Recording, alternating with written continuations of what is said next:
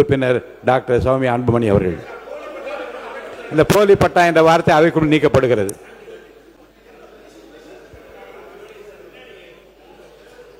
மாண்புமிகு பேரவைத் தலைவர் அவர்களுக்கும், மாண்புமிகு சட்டமன்ற உறுப்பினர்கள் அனைவருக்கும், மாண்புமிகு முதலமைச்சர் அவர்களுக்கும் வணக்கத்தை தெரிவித்துக் கொள்கின்றேன்.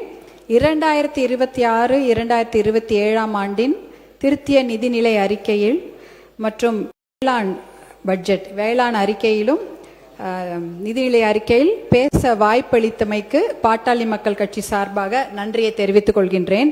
முதற்கண் சேவை உரிமை சட்டம் அதை நிறைவேற்ற நிறைவேற்றக்கூடிய அந்த அறிவிப்புக்கு மனமார்ந்த வாழ்த்துக்களை தெரிவித்துக் கொள்கின்றேன். இந்த கோரிக்கையை தான் பாட்டாளி மக்கள் கட்சி 13 வருடங்களாக தொடர்ந்து குரல் கொடுத்து கொண்டிருக்கிறது. 21 மாநிலங்களில் இந்த சேவை உரிமை சட்டம் அமலில் இருக்கிறது. இந்த சேவை உரிமை சட்டம் வந்ததுன்னா பர்த் சர்டிபிகேட்டு, டெத் சர்டிபிகேட்டு, பட்டா, இந்த இபி, ரேஷன் கார்டு போன்றவையெல்லாம் எளிதில் மக்களுக்கு போய் சேரும். அதற்கு மனமார்ந்த வாழ்த்துக்களை தெரிவித்துக் கொள்கின்றோம். அதே போல இயற்கை விஞ்ஞானி பெரியவர் நம்மாழ்வார் அவர்கள் பெயரிலும், சேவை செம்மல் அஞ்சலை அம்மாள் அவர்கள் பெயரிலும் விருதுகள் வழங்கி கௌரவிப்பதை மனமார்ந்த வாழ்த்துக்களோடு வரவேற்கின்றோம். இயற்கை விஞ்ஞானி நம்மாழ்வார் பெயரில் இயற்கை வேளாண் பட்டய படிப்பு, டிப்ளமா படிப்பு சொல்லிக் கொடுக்கும் பல்கலைக்கழகத்திற்கு அவர் பெயர் அமைக்கப்படுவதாக அறிவித்திருப்பது மிகுந்த மகிழ்ச்சியை தருகிறது. மகளிர் விவசாயிகளுக்கு அவர்களை ஊக்குவிக்கும் விதமாக பல நல்ல திட்டங்களை அறிவித்திருக்கிறீர்கள். அதற்கும் வாழ்த்துக்களை தெரிவித்துக் கொண்டிருக்கிறோம். இருந்தாலும் இந்த நிதிநிலை அறிக்கையில் நாங்கள் தமிழகமே எதிர்பார்த்த அந்த தமிழக விவசாயிகளின் கூட்டுறவு கடன் மொத்தமாக தள்ளுபடி செய்யப்படும் என்ற அந்த அறிவிப்பு வராமல் இருந்தது மிகப்பெரிய ஏமாற்றத்தை கொடுக்கிறது. எங்களுக்கு அது ரொம்ப வருத்தம் அளிக்கக்கூடிய விஷயம். தமிழ்நாட்டுடைய மக்கள் தொகை பார்த்தீங்கன்னா ஒரு 8 கோடி பேர் இருக்கும். அதில் தமிழ்நாட்டில் விவசாயம் செய்யக்கூடியவர்கள் ஒரு 5 கோடி பேராவது இருப்பாங்க. அப்போ நிதிநிலை அறிக்கையில் 4,72,580 கோடியை நிதிநிலை அறிக்கையில் மாண்புமிகு நிதி அமைச்சர் அவர்கள் தாக்கல் செய்தார். ஆனால் வேளாண் நிதிநிலை அறிக்கையில் வேளாண் அக்ரிகல்ச்சருக்கு மட்டும் 14,000 கோடி தானா? 5 கோடி பேருக்கு வெறும் 14,000 கோடி தான் நீங்கள் தாக்கல் செய்திருக்கிறீர்களா? நீங்கள் 22 டிபார்ட்மெண்ட், கால்நடை, பால்வளம், வனத்துறை, கூட்டுறவு, பட்டு, கைத்தறி, இப்படின்னு வணிக வரி, இந்த மாதிரி டிபார்ட்மெண்ட் எல்லாம் சேர்த்து 22 டிபார்ட்மெண்ட்டுக்கெல்லாம் சேர்த்து தான் 58,000 கோடி இந்த நிதிநிலை பட்ஜெட் தாக்கல் செய்திருக்கிறீர்கள். ஆனால் வேளாண் துறைக்கு வெறும் 14,000 கோடி தான். இது ரொம்ப ரொம்ப ரொம்ப கம்மி.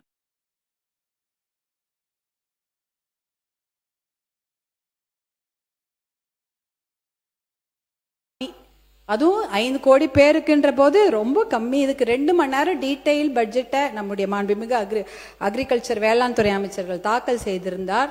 அதில் நிறைய விஷயங்கள் இருந்தது. ஆனால் நம்ம எதிர்பார்த்த நிறைய விஷயங்கள் இல்லை.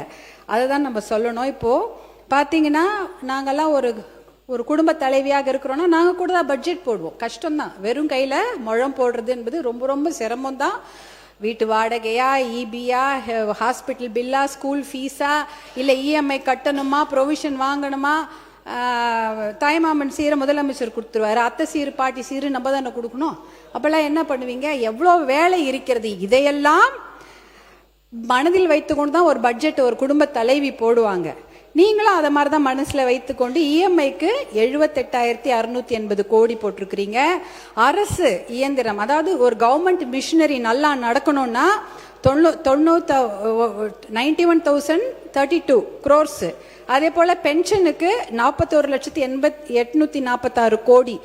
டோட்டலாக பார்த்தீங்கன்னா 1,32,878 கோடி ரூபாய்கள் நம்ம கவர்மெண்ட் மிஷினரி அரசு இயந்திரம் நல்லா நடக்கணும், மக்களுக்கு சேவை செய்யணுன்றதுக்காக கொடுத்துருக்கிறீங்க.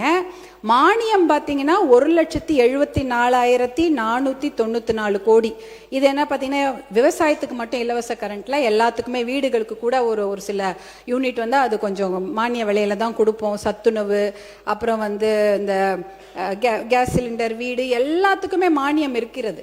விவசாயத்துக்கு மட்டும் இல்லை, மொத்தமாகவே மானியத்துக்கு 1,74,000 கோடி, 74,494 கோடி வழங்கி இருக்கிறீர்கள். இவ்வளவையும் வழங்கிட்டு விவசாயத்துக்கு 14,000 கோடி தான் கொடுத்துருக்கிறீங்க. அப்போ பெண்கள் வந்து பட்ஜெட் போடும்பொழுது குழந்தைங்களுக்கு சாப்பாடு போடாமல் இருந்துருவாங்களா?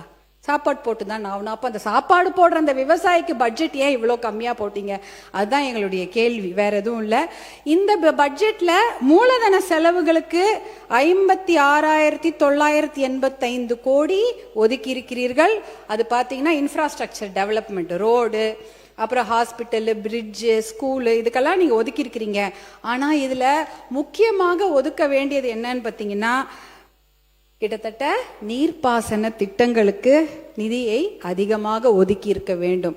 இந்த நீர்ப்பாசன திட்டங்கள் பேரை மட்டும் படிச்சிடுறேன்.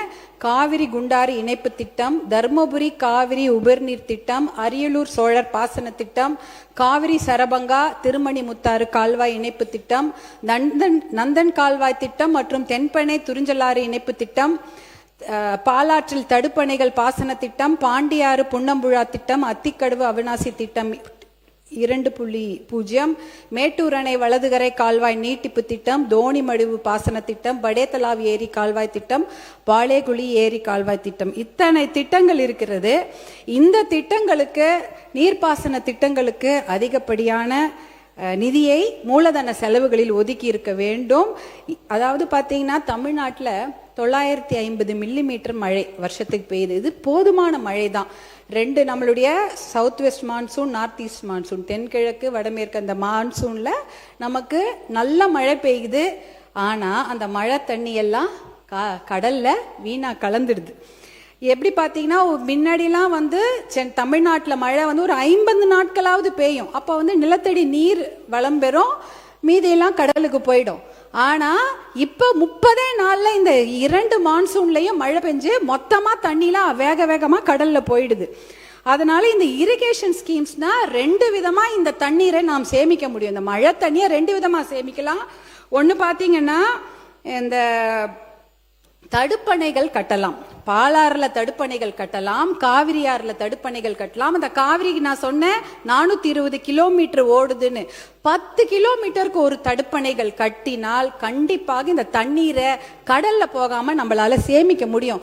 நீங்க வந்து 420 கிலோமீட்டர்ல 10னா 42 தடுப்பணைகள் கட்டணும்னு கூட அவசியம் இல்லை. ஒரு 25-30 தடுப்பணைகள் கட்டினா கூட 20 டிஎம்சி தண்ணீரை நம்ம கடல்ல போகாம நம்மளே சேர்த்து வச்சிடலாம்.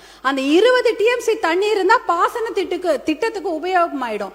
தர்மபுரிக்கு 2 டிஎம்சி தண்ணி தான் தேவைப்படும், சேலத்துக்கு 5 டிஎம்சி தண்ணி. இப்படி இருந்தாலே இந்த மாவட்டங்கள் விவசாயம் செய்வதற்கு ஏதுவாக இருக்கும். அதாவது காவிரி ஆறு, பாலாறு, எல்லா ஆறுகள், கிட்டத்தட்ட நம்ம ஊர்ல 35 பெரிய ஆறுகள் இருக்கு.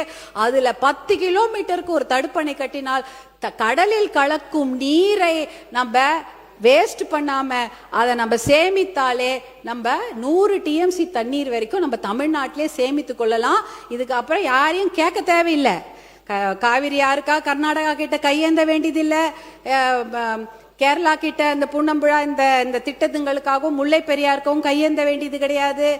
கிருஷ்ணா கோதாவரிக்காக நம்ம ஆந்திரா கிட்ட கையேந்த வேண்டியது கிடையாது. எல்லாமே நம்ம கிட்ட பெய்கிற மழையை நம்ம தடுப்பணைகள் மூலம் சேமித்துக் கொள்ளலாம்.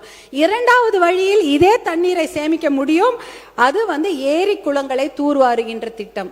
42,000 ஏரி இருந்தது, இன்னைக்கு 27,000 ஏரி தான் இருக்கிறது. அந்த 27,000 ஏரிகளை தூர்வாரினாலே இதுலயும் கிட்டத்தட்ட 100-150 டிஎம்சி தண்ணீரை தேக்கி வைக்க முடியும். இதுல அது கூட 10 அடி 20 அடி ஆழெல்லாம் தூர்வார தேவையில்லை. ஒரு மீட்டர், அதாவது இவ்வளவுதான் இருக்கும் 1 மீட்டர்னா, அந்த இந்த 1 மீட்டருக்கு நீங்க தூர்வாரினாலே, ஏரி குளங்களை தூர்வாரினாலே அந்த தண்ணீரை இதை சேர்த்து வைத்து ஏரியில தண்ணி இருந்ததுன்னா அவங்க கிணத்துல ஆட்டோமேட்டிக்கா தண்ணி வந்துடும். விவசாயியோட கிணத்துல அந்த ஆட்டோமேட்டிக்கா தண்ணி வந்ததுன்னா விவசாயம் நல்லபடியா பண்ணுவாங்க. இந்த திட்டத்தின் மூலம் பாத்தீங்கன்னா 100 டிஎம்சி காவேரியில, பாலாறுல 15-20 டிஎம்சி, தென்பெண்ணை ஆறுல ஒரு 30 டிஎம்சி, தாமிரபரணியில 15 டிஎம்சி தண்ணீர், இப்படின்னு ஒரு 150 டிஎம்சி தண்ணீரை நம் தமிழ்நாட்டில் நாமே தேக்கி வைத்துக் கொள்ளலாம். இதுக்கப்புறம் யார்கிட்டையும் தண்ணிக்காக கேட்க வேண்டியதே இல்லை. கிரவுண்ட் ரீசார்ஜ் ஆயிடும், ஏரி குளங்கள்ல தண்ணி இருக்கும். ஆனால் இந்த திட்டங்கள் அந்த வேளாண் பட்ஜெட்ல இருக்கும் என்று நான் எதிர்பார்த்தேன். அந்த திட்டங்களுக்கான நிதி ஒதுக்கீடு ரொம்ப ரொம்ப கம்மியா இருந்தது. அதை 1% தான் செய்ய முடியும். இந்த திட்டங்கள்ல நிதி ஒதுக்கீடு பண்ணி தான் 1% தான் அந்த நிதி ஒதுக்கீடுக்கு அந்த வேலைகளை செய்ய முடியும். அதே சமயம் இந்த சமயம் பார்த்தீங்கன்னா கிரவுண்ட் ரீசார்ஜும் ஆகாது. ஏரி பாசனம் இல்லை, ஆற்று பாசனம் இல்லை, மழை தண்ணியும் வேகமா கடல்ல போயிடுது. எதை வச்சு விவசாயிகள் விவசாயம் செய்வாங்க? அவங்க நிலத்தடி நீரை நம்பித்தான் இருக்கிறார்கள். நிலத்தடி நீர் இப்ப எங்க போயிடுச்சு? கிட்டத்தட்ட 100 அடி 200 அடி 800 அடிலாம் சில ஊர்ல நிலத்தடி நீர் கீழே போயிடுச்சு. அவ்வளவு பெரிய பைப்பு போட்டாதான் நிலத்தடி நீரை உறிஞ்சி எடுத்து அவங்க பாசனம் செய்ய முடியும். அதற்காக தான் விவசாயிகள் இலவச மின்சார திட்டத்துக்கு பதிவு பண்ணியிருக்கிறாங்க. கிட்டத்தட்ட 2 லட்சம் பேர் இலவச மின்சார திட்டத்துக்கு பதிவு பண்ணியிருக்கிறாங்க. அதே சமயம் தட்கல் முறையில் கிட்டத்தட்ட 65,000 பேர் பதிவு பண்ணியிருக்கிறாங்க. பார்த்தீங்கன்னா 5 ஹார்ஸ் பவர்ல இருந்து 15 ஹார்ஸ் பவருக்கு 2 லட்சத்திலிருந்து 4 லட்சம் ரூபாய் வரைக்கும் அவங்க முன்பணமா எலக்ட்ரிசிட்டி போர்டுக்கு செலுத்தி இருக்கிறாங்க. மின்சார வாரியத்துக்கு ஒரு 1,500 கோடி ரூபாயை கடன் வாங்கி காலில் இருக்க கொலுசெல்லாம் வித்து, காதில் இருக்கிற கம்மலெல்லாம் வித்து 2 லட்சம் 4 லட்சம் கட்டி இருக்கிறாங்க. இன்னும் அந்த இலவச மின்சார திட்டம் அவர்களுக்கு வழங்கப்படவில்லை. தேர்தல் வந்துருச்சு, அதனால வழங்கவில்லைன்னு சொன்னாங்க. தேர்தல் முடிஞ்சு 2 மாசம் ஆயிடுச்சு. கண்டிப்பாக அந்த இலவச மின்சார திட்டத்தை பதிவு செய்த அந்த விவசாயிகளுக்கு வழங்குமாறு உங்களை அன்போடு கேட்டுக்கொள்கின்றேன். அதே சமயம் பார்த்தீங்கன்னா நிறைய மானியங்களை அறிவித்திருக்கிறீர்கள், நான் பார்த்தேன். ஆனா இந்த மானியங்கள்லாம் பார்த்தீங்கன்னா 1 ஏக்கர் 2 ஏக்கர் விவசாயிகளுக்கு தெரியவே தெரியாது. ஒரு 20-30 ஏக்கர் வைத்திருக்கிற விவசாயிகள் தான் இந்த மானியத்தை பற்றி நன்றாக தெரியும். அவங்க தான் ஒரு 2 வீலர் எடுத்துக்கிட்டு பைக் எடுத்துக்கிட்டு அவங்க நகர்ப்புறத்துக்கு போயிட்டு விஏஓ பிடிஓ எல்லாரையும் போய் பார்த்து அந்த மானியத்தெல்லாம் வாங்கிட்டு வருவாங்க. ஆனா இந்த 1 ஏக்கர் 2 ஏக்கர் எங்கேயோ குக்கிராமத்திலே மலைப்பகுதியில் உட்காந்துருப்பாங்க. அவங்களுக்கு இந்த மானியத்தை பத்தி தெரிய வாய்ப்பே இல்லை. யாரும் போய் அவங்களுக்கு எடுத்து சொல்லவும் மாட்டாங்க. அவங்க ஒரு பஸ் எடுத்துட்டு போயிட்டு அதை பத்தி தெரிஞ்சுக்கவும் மாட்டாங்க. ஏன்னா அந்த ஊருக்கெல்லாம் ஒரு பஸ் தான் வரும் காலையில. அவன் ஒரு வாட்டி அந்த விவசாயி அந்த பஸ் ஏறி போயிட்டு திருப்பி அவங்க 2 நாள் உழைப்பு வீணாயிடும். அந்த ஊருக்கெல்லாம் எனக்கு தெரிஞ்சு 108 ஆம்புலன்ஸா எப்ப கூப்பிட்டாலும் வரும். அதுவும் மருத்துவர் அன்புமணி அவர்கள் கொண்டு வந்த திட்டம் தான். இல்லைன்னா பஸ்ஸே கிடையாது. பாதி ஊருக்கு பஸ் வர்றது கிடையாது. நாங்க இந்த அக்ரிகல்ச்சர் பட்ஜெட் போடும்பொழுது ஒரு கூட்டத்தை நம்முடைய அரசாங்கம் கூட்டியிருந்தார்கள். 3 மாண்புமிகு அமைச்சர்கள் அங்க உட்கார்ந்துருந்தாங்க. எங்களை போன்ற சட்டமன்ற உறுப்பினர்களும் பாராளுமன்ற உறுப்பினர்களும் அங்க உட்கார்ந்து சேலத்துல ஒரு கூட்டம் போட்டாங்க. அக்ரிகல்ச்சர் பட்ஜெட் போடுவதற்கு முன்னாடி ஒரு கலந்தாய்வு கூட்டம். எத்தனையோ விவசாயிகள் கலந்து கொண்டார்கள். அங்க விவசாயிகள் நிறைய குறைகளை சொன்னாங்க. அவங்க யாருமே அரசியல்வாதிகளாக எங்களை பற்றி எந்த குறையுமே சொல்லல. அரசு அதிகாரிகளே தான் அவர்கள் குறை சொன்னார்கள். ஏன்னா அந்த மானியம்லாம் அவங்களுக்கு ஒழுங்கா போய் சேரதே இல்லை என்ற குறையை அவங்க அரசு அதிகாரிகள் பேர் தான் அவங்க சொல்லிட்டு இருந்தாங்க. அதெல்லாம் நாம் களைய வேண்டும். ஏன்னா அந்த மானியங்கள்ல இருக்கக்கூடிய அந்த பணம் அவர்களுக்கு நல்லபடியாக போய் ரீச் ஆகுதா சேருதா என்பதை நாம் கண்டிப்பாக அதை நம்ம பார்க்க வேண்டும். பேரவைத் தலைவர் அவர்களே, என்ன பேரவைத் தலைவர்களே, எனக்கு கொஞ்சம் 12 நிமிஷம் கொடுத்துருங்க. அதான் இல்லை, நீங்க சொல்ல கருத்துக்கள் எல்லாம் கவனத்தில் கொள்ள வேண்டிய கருத்துக்கள். ஆனால் சுருக்கமா முடிக்கிறீங்க. அப்போ இப்ப இதுதான் விவசாயத்துக்கு நாம் கொடுக்க வேண்டிய முக்கியத்துவம். அதற்கு ஒரு முதல் மரியாதை கொடுத்து பட்ஜெட் போட வேண்டும் என்று அன்போடு கேட்டுக்கொள்கின்றேன். அடுத்தது விவசாயம் எவ்வளவு முக்கியமோ அதே போல மனித வளம் ரொம்ப ரொம்ப முக்கியம். தமிழ்நாட்டை பொறுத்தவரை வேலை வாய்ப்புக்கான அறிவிப்புகள் நிறைய இருக்கும் என்று எதிர்பார்த்தோம். இப்ப பாத்தீங்கன்னா அண்ணல் அம்பேத்கர், அப்புறம் தந்தை பெரியார், சமூக நீதி போராளி மருத்துவர் ஐயா போன்றவர்கள்லாம் எத்தனையோ போராட்டங்களை சந்தித்து ஜெயிலுக்கெல்லாம் போயிட்டு எத்தனையோ சமூக நீதியை பெற்றுக் கொடுத்தார்கள். அதனால நிறைய பேர் நல்லா படிக்கிறாங்க. ஆனா அவங்களுக்குலாம் வேலை இல்லை. லட்சக்கணக்கான இளைஞர்கள் படித்து விட்டு வெளியில வருகிறாங்க. அவங்கெல்லாம் எதிர்பார்ப்பது அரசு வேலை தான். அரசு வேலையில பாத்தீங்கன்னா டிஎன்பிஎஸ்சி, டிஆர்பி அதாவது டீச்சர் ரெக்ரூட்மெண்ட் போர்டு இருக்கு, மெடிக்கல் ரெக்ரூட்மெண்ட் போர்டு இருக்கு, தமிழ்நாடு அரசு பணியாளர் தேர்வாணையம் இருக்கிறது, யூனிஃபார்ம்டு சர்வீஸ் எக்ஸாம் சீருடை பணியாளர் தேர்வாணையம், இத்தனை இருக்கிறது. இந்த எக்ஸாம்லாம் எத்தனையோ பேர், ஒரு 3000 போஸ்டுக்கு 30 லட்சம் பேர் எழுதுறாங்க. எழுதிட்டு என்னன்னா 10 வருஷமா அந்த எக்ஸாம் எழுதுறாங்க, பாஸ் பண்றாங்க, அப்புறமா உங்களுக்கு வேலை கிடைக்கிறது இல்லை. பாஸ் பண்ணிட்டு சர்டிபிகேட் வெரிஃபிகேஷன் போறாங்க, அப்புறமா உங்களுக்கு வேலை கிடைக்கிறது இல்லை. வேலை கிடைச்சாலும் பணி உயர்வு கிடைப்பதில்லை, பணி உயர்வு கிடைச்சாலும் ஓய்வூதியம் கிடைப்பதில்லை. இது மாதிரி எத்தனையோ குறைகள். அந்த பாத்தீங்கன்னா இந்த மருத்துவமா இருக்கட்டும், கல்வித்துறையா இருக்கட்டும், காவல்துறையா இருக்கட்டும், மின்சாரத்துறையா இருக்கட்டும், நகராட்சி, வனத்துறை, எல்லாவற்றிலும் தேர்வு எழுதி விட்டோ பணி நிலைப்பு இல்லாமையோ எத்தனையோ பேர் கஷ்டப்பட்டு கொண்டிருக்கிறார்கள். இதெல்லாம் பார்க்கும்போது அரசு வேலை என்பது அவர்களுக்கு காணல் நீராக தான் இருக்கிறது. அப்படிப்பட்ட அறிவிப்புகள் இந்த பட்ஜெட்ல இருக்கும் நாங்க எதிர்பார்த்தோம், அதுவுமே இல்லை. எத்தனையோ பேர் பார்த்தீங்கன்னா, நான் இந்த ஒரு அரசாணை மட்டும் நான் சொல்லிடுறேன் பேரவைத் தலைவர்களே. அரசாணை 152 ஜிஓ 152 பார்த்தீங்கன்னா, சென்னை மாநகராட்சி தவிர மிச்சம் இருக்கக்கூடிய 20 மாநகராட்சியில பணிகளே கிடையாது, அந்த பணிகளை எல்லாம் ஒப்பந்ததாருக்கு கொடுத்துடலாம் அப்படின்ற ஒரு ஜிஓ போட்டிருக்கிறாங்க. அதே போல ஜிஓ 139 479 பேரூராட்சிகளில் அவுட் சோர்சிங் மூலமாக தான் பணி எடுக்க முடியும்னு ஒரு ஜிஓ இருக்கிறது. அதாவது துப்புரவு பணியாளர், ஓட்டுநர், வரி வசூலிப்பாளர், பாதுகாவலர்கள் என்ற நிரந்தர பணியிடங்கள்லாம் ஒரே இந்த ஜிஓலே ஒழிக்கப்பட்டுச்சு. 35,000 அரசு பணியிடங்கள் காலியாகி இன்னைக்கு 3,417 அரசு பணியிடங்கள் மட்டும்தான் இருக்குது. இதுலயே 12,000 வேலையும் இந்த இதுல ஒழிக்கப்பட்டுச்சு. கிட்டத்தட்ட 50,000 வேலை இந்த ஒரு 2 ஜிஓல போயிடுச்சு. அரசு வேலை, அரசு உயர்கல்வி நிறுவனங்கள், சுகாதாரத்துறை, ஊரக வளர்ச்சித்துறை, மின்சார வாரியம்ல டி பிரிவு பணியிடங்களும் அவுட் சோர்சிங் மூலமா தான் போகுது. அப்படின்னா அவுட் சோர்சிங்னா குத்தகை மூலமாக ஒரு மனிதவள நிறுவனங்களே அந்த வேலையை எடுத்து செய்யலாம். ஆனா அவங்களுக்கு அரசாங்கம் தான் அவங்களுக்கு பணி கொடுக்கறாங்க. அவங்க வேலையாட்களை அமர்த்தி அந்த வேலை வாங்கி கொள்ளலாம். இதுல பாத்தீங்கன்னா, இந்த கான்ட்ராக்ட் ஒப்பந்த தொழிலாளர்கள் சந்திக்கும் இன்னல்கள் ஏராளம். பாத்தீங்கன்னா, இதுல உழைப்பு சுரண்டப்படுகிறது, ஊதியம் சுரண்டப்படுகிறது, மனித உரிமை மீறல் இருக்கிறது, சமூக நீதி, இடஒதுக்கீடு இடமே கிடையாது. இந்த அவுட் சோர்சிங் முறையை கண்டிப்பாக ஒழித்து விட்டு, ஏன் தெரியுங்களா, 100 கோடி ரூபாவோ 150 கோடி ரூபாவோ அந்த நிறுவனங்களுக்கு கொடுத்தீங்கன்னா 12 கோடி ரூபாய் மட்டும்தான் அவங்க சம்பளமா கொடுக்குறாங்க. மிச்சம் 140 கோடி ரூபாய் என்ன ஃபினாயில் வாங்குறதுக்கும் தொடப்பம் வாங்குறதுக்குமா யூஸ் பண்ணிக்கிறாங்க. அப்ப என்ன, அது அட்மினிஸ்ட்ரேஷன் சார்ஜஸ் சொல்றாங்க.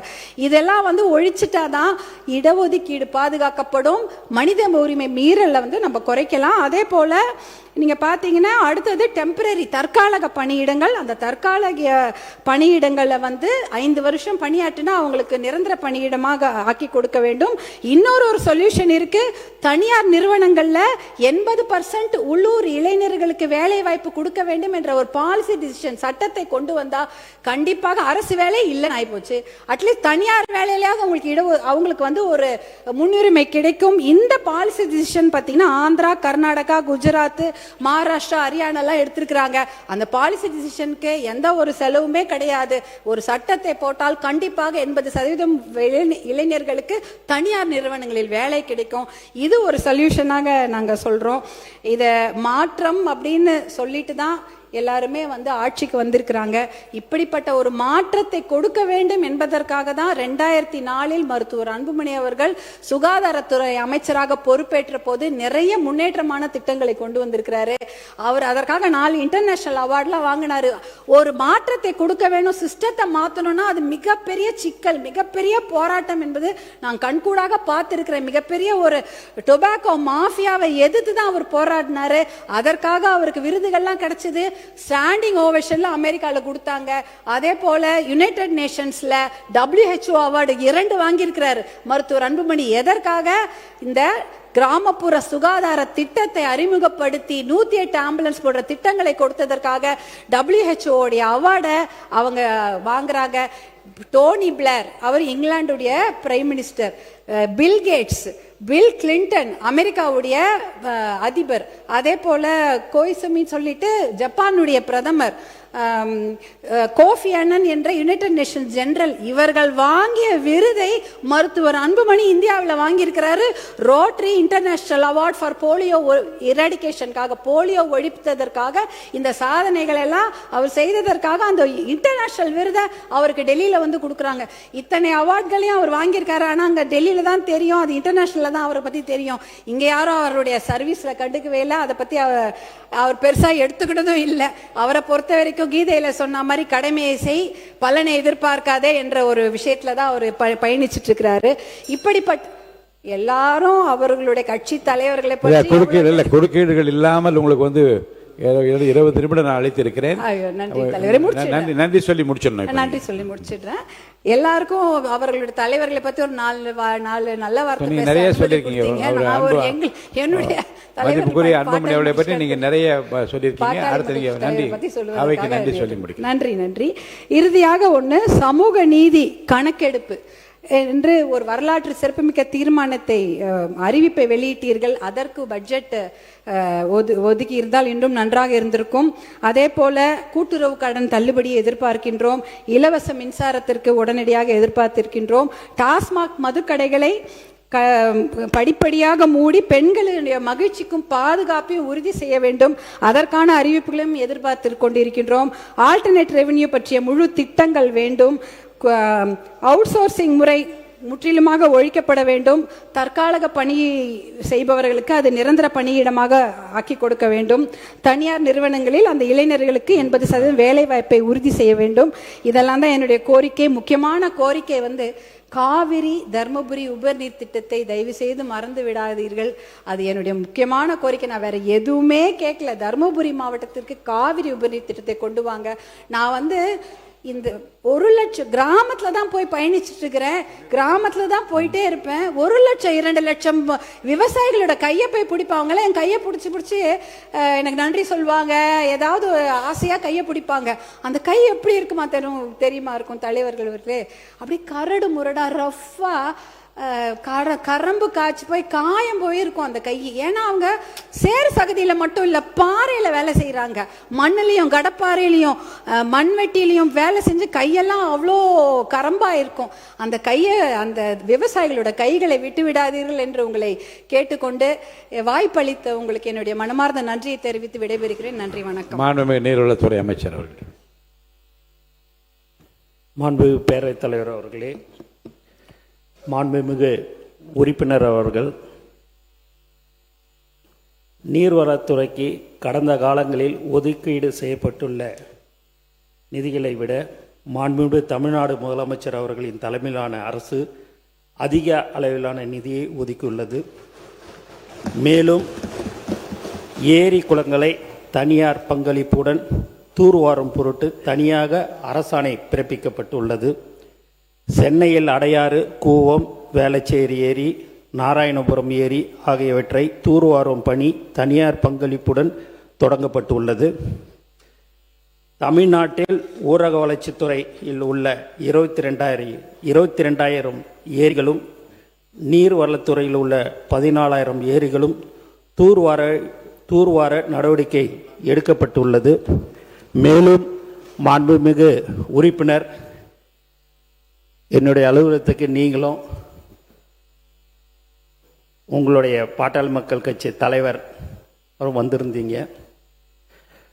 அதை நீங்கள் எல்லாமே மனுவாகவே கொடுத்துருந்தீங்க. ஒரு 2 மணி நேரம் நீங்களும் நானும் எல்லாமே டிஸ்கஷன் பண்ணோம். உங்களை பொறுத்த வரைக்கும் தருமபுரி மாவட்டம் எங்களுக்கும் தான் மாவட்டம். கண்டிப்பாக அந்த விவசாயிகளின் உடைய கோரிக்கைகள் அனைத்தும் நிறைவேற்றப்படும். நீங்கள் ஏன்னா அந்த நீர்வளத்துறைக்கு எப்படியெல்லாம் நீங்கள் சில அட்வைஸ் எல்லாம் பண்ணீங்க. அது சம்பந்தப்பட்ட அதிகாரிகளோடும் கலந்து பேசி மாண்புமிகு முதலமைச்சருடைய கவனத்துக்கு எடுத்து செல்லப்பட்டு மிக விரைவில் நீங்கள் கேட்ட அனைத்து திட்டங்களையும் தருமபுரி மாவட்டத்துக்கு செய்து தரப்படும் என்பதை இந்த அவையில் தெரிவித்துக் கொள்கிறேன். நன்றி. மாண்புமிகு மாண்புமிகு முதலமைச்சர் அவர்களுக்கும் மாண்புமிகு நீர்வளத்துறை அமைச்சர் அவர்களுக்கும் பேரவைத் தலைவர் வாயிலாக எங்களுடைய மனமார்ந்த நன்றிகளை தெரிவித்துக் கொள்கின்றோம். மாண்புமிகு கால்நடைத்துறை அமைச்சர் அவர்கள்.